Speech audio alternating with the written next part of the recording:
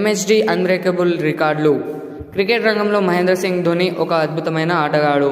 ఆయన ఎన్నో రికార్డులు సృష్టించారు. వాటిలో కొన్ని తాకడానికి కూడా అసాధ్యమని చెప్పవచ్చు. ధోని కెప్టెన్గా 2007లో T20 వరల్డ్ కప్, 2011లో వన్డే వరల్డ్ కప్, 2013లో ఛాంపియన్స్ ట్రోఫీ గెలిచాడు. ఒక కెప్టెన్గా అన్ని 3 ఫార్మాట్లలో వన్డే వరల్డ్ కప్ గెలిచిన ఏకైక ఆటగాడు. ఈ రికార్డులు బద్దలు కొట్టడం చాలా కష్టమని చెప్పవచ్చు. ఇంకా వన్డేలో 10,000 పరుగులు చేసిన వికెట్ కీపర్గా ధోని పేరు తెచ్చుకున్నాడు. ఇది కూడా చాలా అరుదైన ఘనత. ధోని ఆత్మవిశ్వాసం, సమయోచిత నిర్ణయాలు, మైదానంలో సంతులనంగా ఉండే తీరు ఆయనను ఈ స్థాయికి తీసుకెళ్లాయి.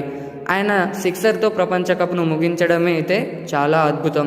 ఈ రికార్డులు క్రికెట్ చరిత్రలో సుస్థిరంగా నిలుస్తాయని అనిపిస్తుంది.